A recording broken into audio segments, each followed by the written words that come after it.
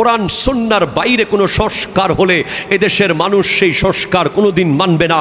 আমরা নারীদেরকে মা হিসেবে মাতার তাজ বানিয়ে রাখবো, বিবি হিসেবে নিজের সিনার মধ্যে রাখবো, বোন হিসেবে সর্বোচ্চ মায়া মোহাব্বতের মধ্যে রাখবো, কন্যা হিসেবে সম্পূর্ণ ইসলাম সম্মতভাবে বড় করে তাকে স্বামীর হাতে তুলে দিয়ে জান্নাত নিশ্চিত করব। ঠিক কিনা কথা বলেন? আমরা একটা আওয়াজ শুনছি, নারী সংস্কার নামে একটা আন্দোলন চলছে, নারীরা নাকি পুরুষের সমান অধিকার চায়। তখন আমাদের একটা ইউটিউব ব্লগার, তার একটা ব্লগ আমি দেখলাম, সে যখন ডাক্তারের কাছে যাবে বিবিকে নিয়ে, বলছে আজকের ডাক্তারের ফিস তুমি দিবা। কই কিল্লাই? কই কারণ সমান অধিকার না, গতকাল আমি দিছি, আজকে তুমি দিবা। এরপরে একজন বাবা মাকে এনে বোনের বাড়িতে দিয়ে গেছে, কয় আজকে থেকে 6 মাস বাপ মারে তুই ফালবি। কয় কেন? কয় 6 মাস আমি 6 মাস তুই, সমান অধিকার না? অধিকার যখন সমান, পরিশ্রমও, টাকাও, সম্পদও সমান, তাহলে পরিশ্রমও সমান। ঠিক কিনা কথা বলেন? এরপরে এইভাবে করে দেখা গেল এক সময় নারী আর পুরুষ কখনো সমান হতে পারে 100% অসম্ভব। এটা ইসলাম। বরঞ্চ অনেক জায়গায় খেয়াল করলে অনেক নারী আছে যাদের মর্যাদা কোটি কোটি পুরুষের উপরে। ঠিক কিনা কথা বলেন? একজন খাদিজাতুল কুবরা রাদিয়াল্লাহু তাআলা আনহাকে যদি এক পাল্লায় দেওয়া হয়, গোটা দুনিয়ার বর্তমানে যত পুরুষ আছে সমস্ত পুরুষকে যদি এক পাল্লায় দেওয়া হয়, উম্মুল মুমিনিন খাদিজাতুল কুবরার পা থেকে ঝরে পড়া ধুলাবালির সমানও হবে না। ঠিক কিনা কথা বলেন? একজন সৈয়দা, তৈয়বা, তাহেরা, জাহেদা, আবেদা, রাকিয়া, সাজেদা ফাতিমাতুজ জাহরা রাদিয়াল্লাহু তাআলা আনহাকে এক পাল্লায় দিলে, দুনিয়ার বর্তমানে সমস্ত পুরুষকে এক পাল্লায় দিলে ওনার মকাম হবে না। নারীদের সৌন্দর্য হলো পর্দায়। ঠিক কিনা কথা বলেন? নারীরা সমান অধিকার চাইলে পদে পদে লাঞ্ছিত হবে, আর যদি সমান অধিকার না চায় তাহলে নারীরা বাবার থেকেও পায়, স্বামীর থেকেও পায়। ঠিক কিনা কথা বলে? নারী ওই নারী যাকে একজন স্বামী তার প্রাণের প্রিয় বানিয়ে ঘরে সুন্দর করে সাজিয়ে রাখে। অনেক বিবিরা জানে না তার স্বামী কত কষ্ট করে। ঠিক কিনা কথা বলে? নারী তো বোন, যাকে তার ভাই সারা জীবন মায়া মমতার চাদরে আবৃত করে রাখে। নারী তো মা, যার পায়ের নিচে প্রেসিডেন্টের জান্নাত। ঠিক কিনা কথা বলে? যদি বলেন গোটা পৃথিবীর বর্তমানে সবচেয়ে পাওয়ারফুল পুরুষ যেই হোক, যেই দেশের প্রেসিডেন্ট হোক, নিশ্চিতভাবে আমার নবী নারীকে এত সম্মান দিয়েছেন, আল জান্নাতু তাহতা আকদামিল উম্মাহাত, জান্নাত হলো নারীর পায়ের নিচে, মানে মায়ের পায়ের নিচে। ঠিক কিনা? আপনি শুনে অবাক হবেন, আমাদের যারা সংস্কার চায় তাদেরকে একটা হাদিস আমি শোনাতে চাই, তারা যেন আমার এই বক্তব্য শোনে। আমার নবী স্পষ্ট বলেছেন, হুব্বিবা ইলাইয়া মিন দুনিয়াকুম সালাস, এই দুনিয়াতে আমাকে 3টা জিনিস প্রিয় করে দেওয়া হয়েছে। আমার নবীর সবচেয়ে প্রিয় জিনিস 3টা। আপনার দেরি হয়ে যাচ্ছে না তো? কয়টা? 1 নম্বর আন-নিসা, মা জাতি। কোন জাতি? মা জাতি। মা, বোন, স্ত্রী, ফুফু, খালা, যত নারী আছে এদের অধিকার, এদের সম্মান, এদের মর্যাদা যেটা ইসলাম দিয়েছে, ওটা যদি আপনি পরিপূর্ণভাবে দেন, আমার নবী আপনার জন্য কিয়ামতের মাঠে সুপারিশ করবে। মা জাতি। 2 নম্বর ওয়াতিব, খুশবু। 3 নম্বর ওয়াজুইলাত কুররাতু আইনি ফিস সালাত, নামাজের ভিতরে চক্ষু শীতল হওয়া আমার নবীর বড় প্রিয়। তা আমার মা বোনদেরকে বলবো, আপনারা আর কি অধিকার চান?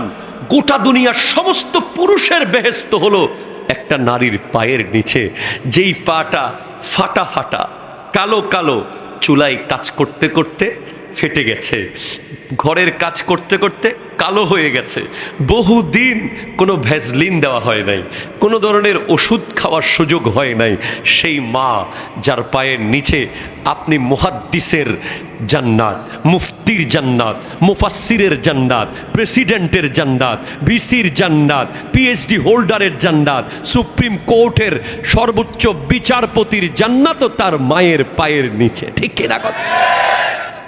এরপরেও যারা সমান অধিকার খোঁজে, মূলত তারা নারী জাতিকে এক অন্ধকারের দিকে ঠেলে দিচ্ছে। আমি স্পষ্ট বলতে চাই, শাহজালালের বাংলাদেশে, শাহপরানের বাংলাদেশে, 98% মুসলমানের বাংলাদেশে কোরআন সুন্নাহর বাইরে কোনো সংস্কার হলে এদেশের মানুষ সেই সংস্কার কোনোদিন মানবে না। আমরা নারীদেরকে মা হিসেবে মাতার তাজ বানিয়ে রাখবো, বিবি হিসেবে নিজের সিনার মধ্যে রাখবো, বোন হিসেবে সর্বোচ্চ মায়া মোহাব্বতের মধ্যে রাখবো, কন্যা হিসেবে সম্পূর্ণ ইসলাম সম্মতভাবে বড় করে তাকে স্বামীর হাতে তুলে দিয়ে জান্নাত নিশ্চিত করব, ঠিক কিনা কথা বলেন? আল্লাহ বুঝার তৌফিক দান করুক, আমিন জোরে বলেন। এরপরে প্রবাসী কি বলবো, আয় হায়, প্রবাসী ভাইরা আছে না বিদেশে, আপনাদের বিবিকে কোনোদিন বুঝতে দিয়েছে কত কষ্টে আছে? দেখেছে বিবি কোনোদিন? বরং কোরবানির সময় 1 লাখ টাকা পাঠাইছে বিদেশ থেকে গরু কেনার জন্য, কথা কন না? সারা বছর 24 ঘন্টা ভিডিও কলে কথা বলতে পারে, কোরবানির দিন গরু জবে হচ্ছে, গরু কুটা হচ্ছে, রান্না হচ্ছে, সেটা দেখাইতে পারে না। ওই বেচারা প্রবাস জীবনে সে তো বসে আছে যে নিজে তো আসতে পারে নাই, অন্তত একটু দেখবে কোরবানির পশুটা কেমন করে কাটলো, কেমন করে জবে হলো, কিভাবে বন্টন হচ্ছে, সেই টুকু পর্যন্ত হয় না। সর্বশেষ খাওয়ার দাওয়ার, নতুন জামা কাপড় পরার পর সবাই যখন ক্লান্ত হয়, তখন তার ফোনটা রিসিভ করে, বলে সারাদিন পশু নিয়ে ব্যস্ত ছিলাম, গরু নিয়ে ব্যস্ত ছিলাম, তাই ফোন ধরতে পারি নাই। এই কষ্টটুকু যেই প্রবাসীরা করে বিবির জন্য, মায়ের জন্য, বোনের জন্য, পরিবারের জন্য, একজন নারীর পক্ষে অসম্ভব, ঠিক কিনা কথা বলেন? আরো জোরে বলেন, ঠিক কিনা বলেন? নারীকে সৃষ্টি করা হয়েছে সেভাবে, উনি ওই কাজের জন্য নয়। লিকুল্লি ফান্নিন, প্রত্যেক বিষয়ের জন্য আলাদা আলাদা ব্যক্তি আছে। নারী থাকবে ঘরের ভিতরে, পুরুষ থাকবে বাইরে, ঠিক কিনা বলেন?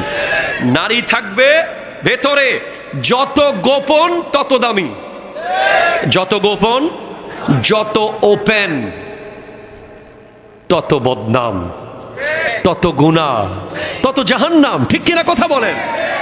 আরে আমার নবীর বিবি হযরতে আয়েশা সিদ্দিকা রাদিয়াল্লাহু তাআলা আনহা জমিনের উপরের মানুষকে তো পর্দা করেছেন, কবরের ভেতরের জাতকেও পর্দা করেছেন।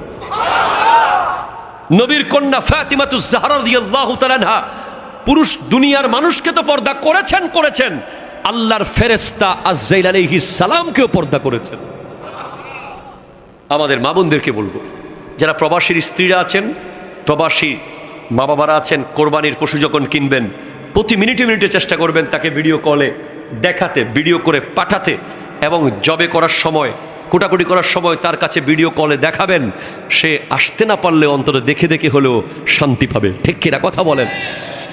তাহলে যেখান থেকে এখানে এসেছি, নারী সংস্কার, ইসলাম বিরোধী কোনো সংস্কার এদেশের মানুষ মানবে, জোরে বলেন, মানবে না। কাবিন, কি বিন? শেষ করে দিই, আর 10 মিনিট করি, আপনাদের কষ্ট হয়ে যাচ্ছে, আর 10টা মিনিট করি। কি বিন? কাবিন। কত লাখ এখানে আছে এখন? কি কোন 20 লাখ? আস্তে আস্তে আস্তে, ইন্নালিল্লাহ, কি কয় 20 লাখ? খবরদার, এই একটা বাজে ট্রেন্ড চট্টগ্রামে চালু হয়েছে। চিংড়ি মাছের জন্য বিয়ে ভেঙে যায়, আছে না নাই? লা হাওলা ওয়ালা কুওয়াতা ইল্লা বিল্লাহ। 2 জন মারাও গেছে, মানে চিংড়ি মাছের এত পাওয়ার, মানুষ মারি ফেলাইছে। আপনারা সাগরে গিয়ে কত বড় বড় মাছ মারেন, আর বিয়ে বাড়িতে 2টা মরা চিংড়ি মাছ 2 জন মানুষ মারি ফেলাইছে।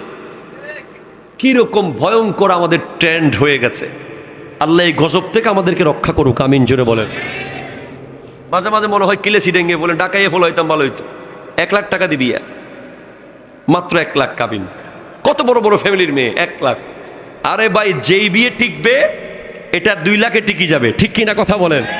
এটা টিকবে না, ওটা 2 কোটি টাকা কাবিন দিলেও টিকবে না। কাবিন কখনো বিয়ে টেকাইতে পারে না, বিয়ে টিকাইতে পারে স্বামী স্ত্রীর মোহাব্বত, ঠিক কিনা কথা বলেন? তাকওয়া এবং পরহেজগারি। এখন আপনি বিয়ে হওয়ার আগেই চিন্তা করতেন যদি ছাড়ি দে, নাউজুবিল্লাহ, জোরে বলেন। সেজন্য বলছি, ফাতেমাতুজ জাহরা রাদিয়াল্লাহু তাআলা আনহাকে জিজ্ঞেস করেছে আল্লাহ রু জগতে, এ ফাতেমা, তোমার বিয়ের কাবিন কি দেব? বলে জমা রাখেন, এখন না, যখন কিয়ামত কায়েম হবে, দুনিয়ার সব জাত, নবী, ওয়ালি, গস, কুতুব, আবদাল, আখিয়ার, আওতাদ, নুদাবা, নুজাবা লাইনে থাকবে, তখন নবীর বেটি ফাতেমাতুজ জাহরা রাদিয়াল্লাহু তাআলা আনহা রাস্তা দিয়ে বের হবেন পুলসিরাত পার হওয়ার জন্য। তখন আওয়াজ আসবে, ইয়া আহলাল জামে গুদ্দু আবসারাকুম হাত্তা তামুররা ফাতিমাতু বিনতে রাসূলিল্লাহ। হে হাসরের মানুষ, তোমরা সবাই মাথা নিচু করে রাখো, যতক্ষণ নবীর বেটি ফাতেমা পুলসিরাত পার হবে না, সবাই নিচের দিকে তাকিয়ে থাকো। হযরতে ফাতিমাতুজ জাহরা যখন পুলসিরাতে কদম রাখবেন, পিছনে তাকাবেন, দেখবেন আব্বাজানের উম্মত নফসি নফসি করছে, তখন বলবেন, আল্লাহ আমার বিয়ের কাবিন দাও। তোমার বিয়ের কাবিন আজকে কি? জান্নাতীরা জান্নাতে, জাহান্নামীরা জাহান্নামে। আজকে আবার কিসের কাবিন? না, আজকের জন্যই কাবিন জমা রেখে দিয়েছিলাম। আমার বিয়ের কাবিন হলো আমার আব্বার গুনাহগার উম্মতকে জান্নাতে দিয়ে দাও। আল্লাহ আল্লাহ, সেই কাবিনকে নিয়ে কত তামাশা। যেই কাবিন উম্মতের শাফাআতকারী হবে, সুপারিশকারী হবে কিয়ামতের মাঠে। যেই কাবিন প্রথম হয়েছে আদম এবং হাওয়ার মধ্যে, 10 বার দুরূদ শরীফ, সেটা আজকে হয়ে গেছে ব্যবসা। কথা কোন ঠিক কিনা? আল্লাহ আমাদেরকে হেদায়েত করুক, আমিন, জোরে বলেন।